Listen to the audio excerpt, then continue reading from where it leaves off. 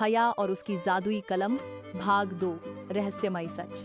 हया ने उस रात के बाद तय किया कि अब वह कलम का इस्तेमाल सावधानी से करेगी, लेकिन उसके मन में सवाल लगातार उठ रहा था।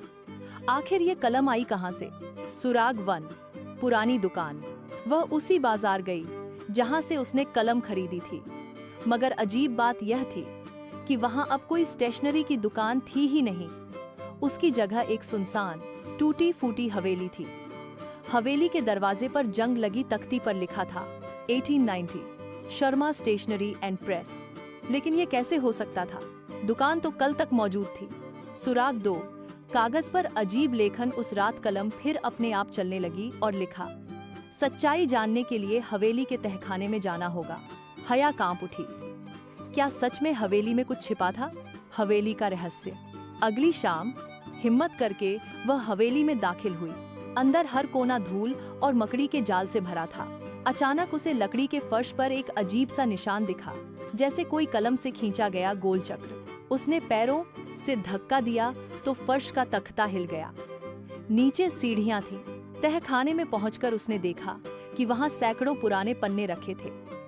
हर पन्ने पर अलग अलग लोगों की जिंदगी की कहानियां लिखी थीं, और सबसे डरावनी बात यह थी, हर कहानी के अंत में लिखा था, कहानी अधूरी रही क्योंकि लेखक गायब हो गया। असली झटका हया ने जैसे ही पन्नों को पलटा, उसे अपना ही नाम दिखा।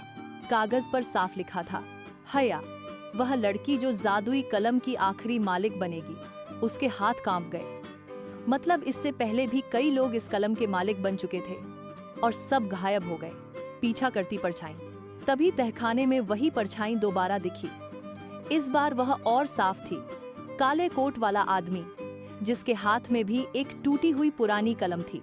उसने धीमी आवाज में कहा, हया, अगर तुम ये कहानी पूरी लिख दोगी तो तुम्हें गायब होना पड़ेगा, लेकिन अगर अधूरी छोड़ दी तो कलम तुम्हें खत्म कर देगी। सस्पेंस।